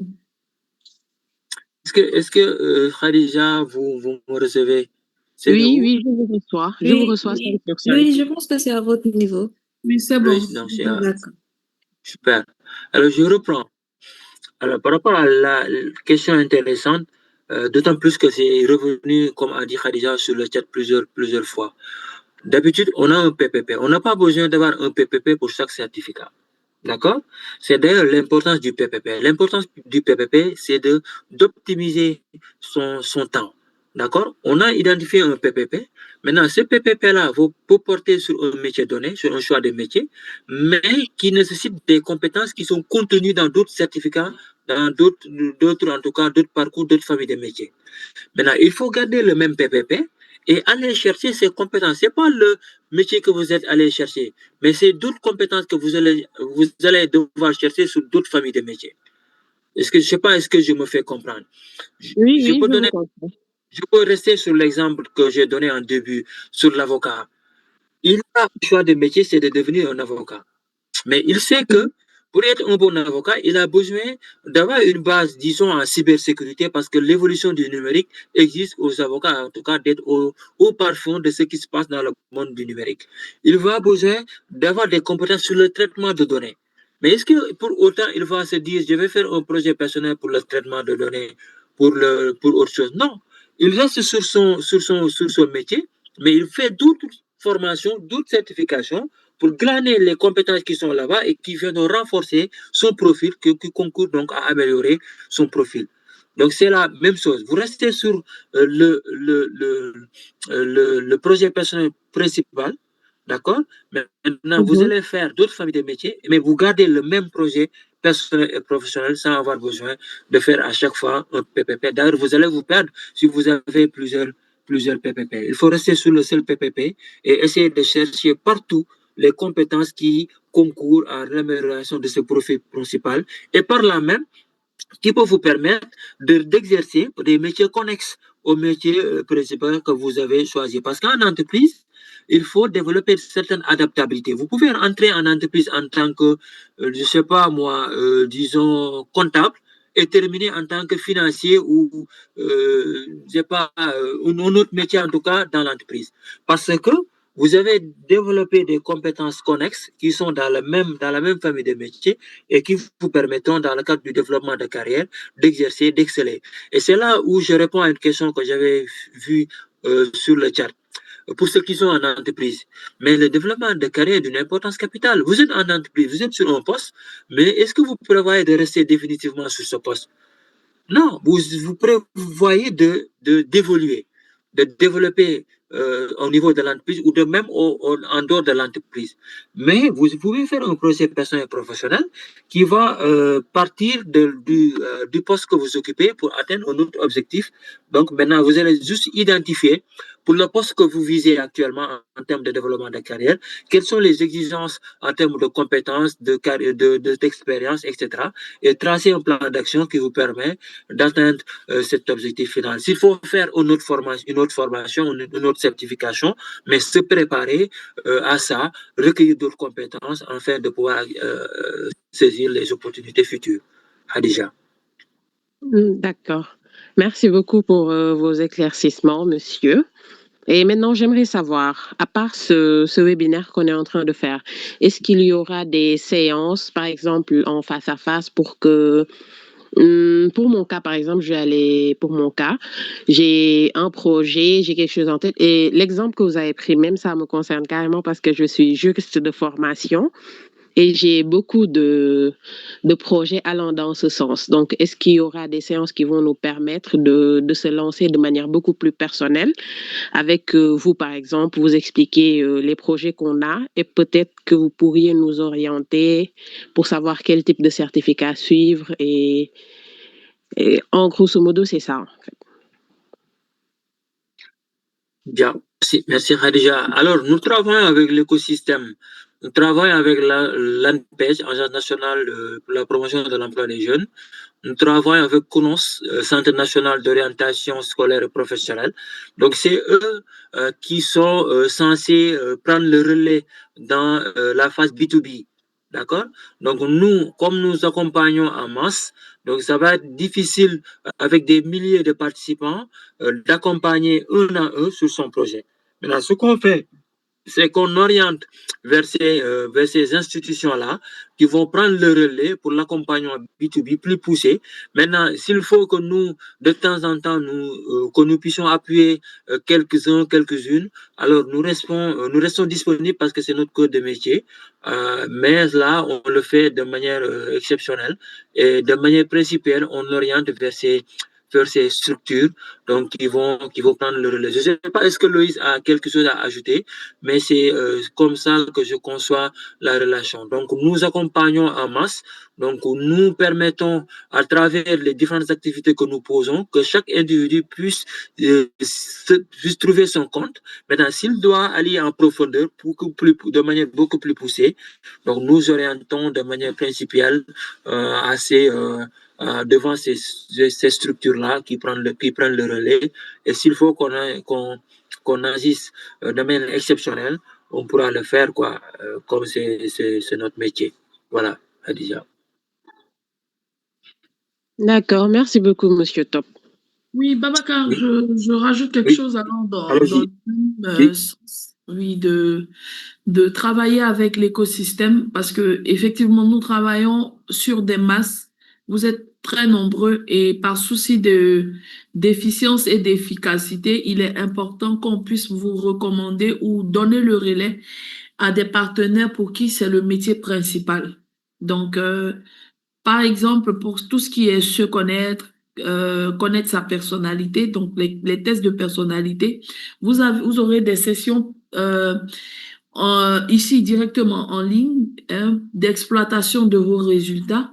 Mais après ces sessions, en marge de la continuation de votre parcours dans le cadre de Forcen, Et voilà, vous avez la possibilité d'aller directement dans les centres du CNOPS ou de l'ANPEJ de votre choix pour pouvoir bénéficier d'un accompagnement personnalisé et mieux structuré. Parce que c'est le cœur du métier de nos partenaires et tout cela rentre dans la collaboration systémique qu'on a avec eux. Donc, voilà un peu ce que je voulais rajouter. Merci Loïs pour ces éléments. Khadija, est-ce que c'est bon à votre niveau? Oui, c'est bon, monsieur. Top. Merci beaucoup. Merci beaucoup, Khadija. On passe la parole à Jean-Marie. Jean-Marie, on vous écoute.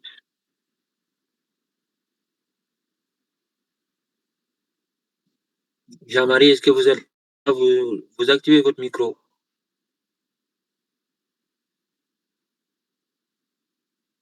Jean-Marie ne répond pas. Est-ce qu'Antassar est là? Antassar, si vous êtes là, on vous écoute. Khadija Diouf, est-ce que Khadija Diouf est là?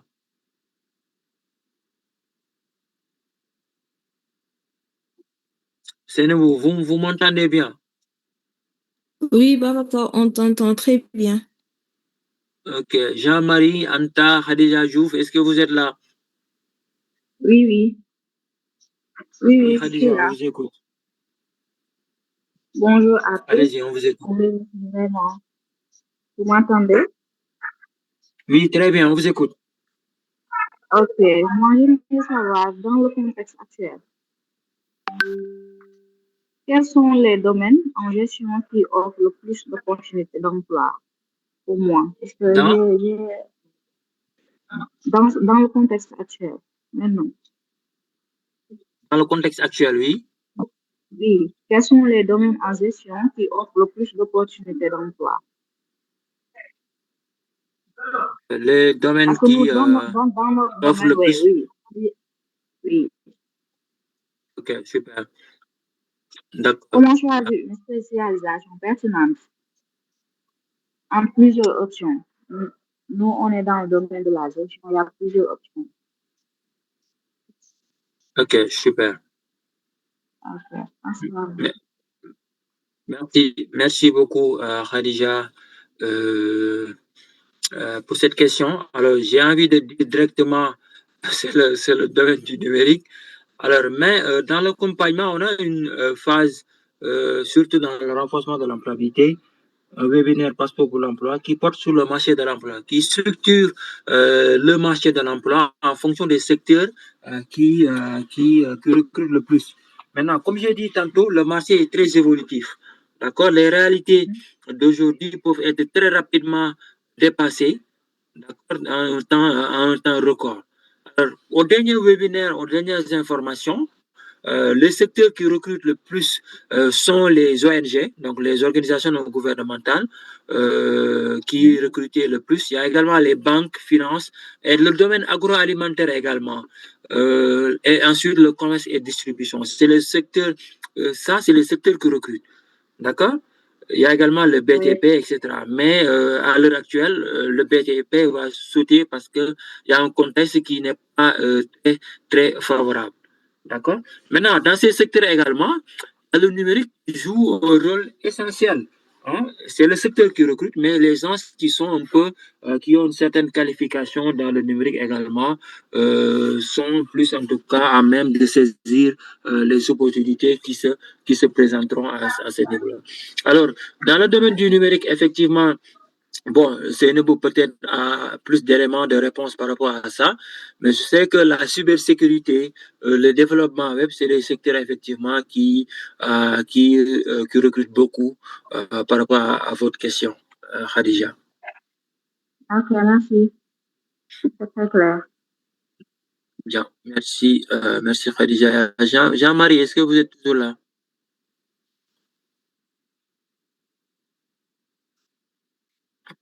Jean-Marie? Jean-Marie ne répond pas. Est-ce qu'Anta est là? Bonjour. Bonjour Anta. On vous écoute. Merci pour votre présentation. Merci. En fait, je voulais savoir, est-ce que En étant de la promotion 13, j'ai été orientée à l'UNCHK en développement, en informatique, développement des applications web, mobile gaming. Oui. Je voulais savoir, qu'est-ce que vous me suggérez en tant que frère pour une qualification? Oui, oui. Vous avez quel profil, vous dites? Je dois faire informatique, développement des applications web, mobile gaming. Alors, Mais on n'a pas encore commencé. Ok, je reviens sur l'esprit de l'accompagnement de Force N. Alors, il faut également savoir que dans l'esprit de cet accompagnement, de ce parcours d'accompagnement à l'insertion, il y a une idée essentielle. C'est d'autonomiser les jeunes dans le processus de recherche d'emploi, en leur donnant tous les outils qui sont nécessaires et en intervenant effectivement de temps en temps pour faciliter la compréhension et la mise en œuvre. Ça, c'est important, c'est un élément qu'il faut prendre en compte. Alors, dans votre question, le PPP se trouve un élément essentiel, un outil essentiel. Vous suivez une formation, donc à travers le PPP, ce que vous faites déjà, c'est la phase bilan pour vous faire le récap de vos compétences, de vos qualités, etc., etc. Maintenant, par rapport à votre niveau de formation, à votre domaine de formation, vous faites une prévision en termes de choix de métier. Vous choisissez 3 types de métiers que vous voulez exercer. C'est la raison pour laquelle on dit que le bilan, c'est répondre à la question qu'est-ce que je veux faire? Qu'est-ce que je peux faire? Donc, vous faites le bilan de compétences, vous identifiez vos compétences, vos qualités, etc., etc. Ensuite, vous faites une projection sur 3 choix de métiers. Donc, vous dites, moi, en fonction de mes attentes, en fonction de mes compétences, etc., etc., en fonction de ma situation de formation, je veux faire tel ou tel métier. D'accord? Mais vous n'avez pas encore pris une décision définitive. Vous êtes juste à une phase bilan où il faut démarrer avec 3 choix de métier. Donc, qui collent effectivement avec vos compétences. D'accord?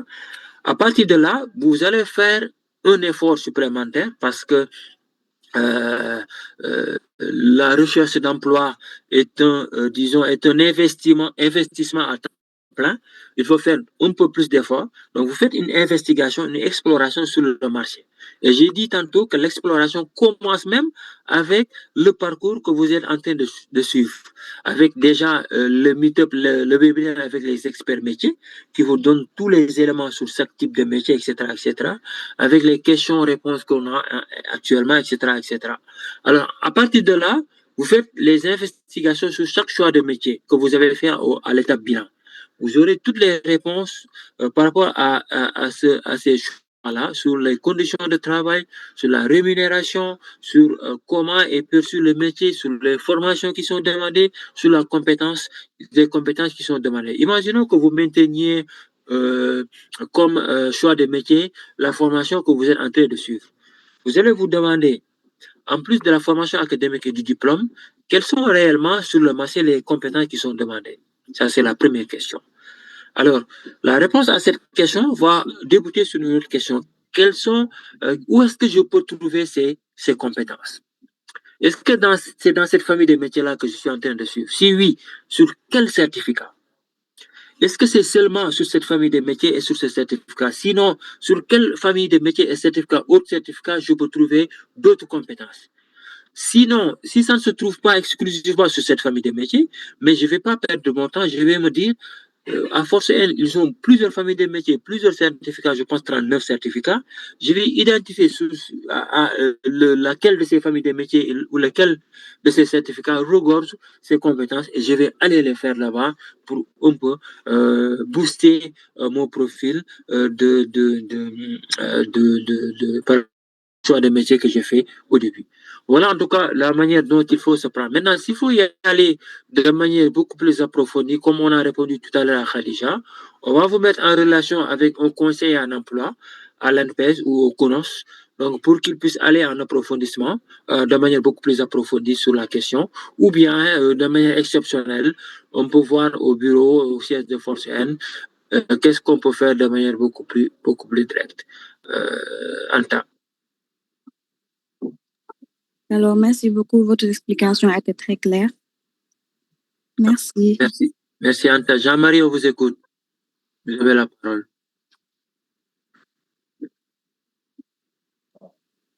Question par rapport aux compétences.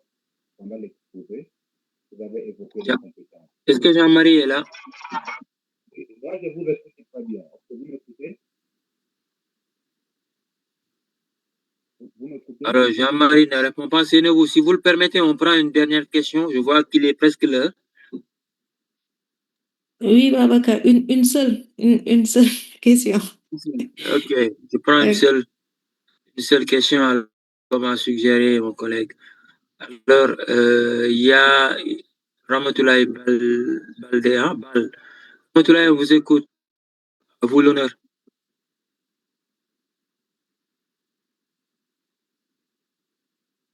Alors, on n'a pas de temps. Ramatoulaye ne répond pas.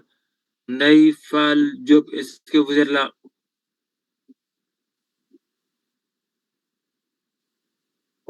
Oui. Ah, ok, Naïfal, allez-y, on vous écoute. Bonjour tout le monde. En fait, Bonjour, j'aurais Naïfal. une question. J'ai un projet. J'ai Oui. déjà un projet.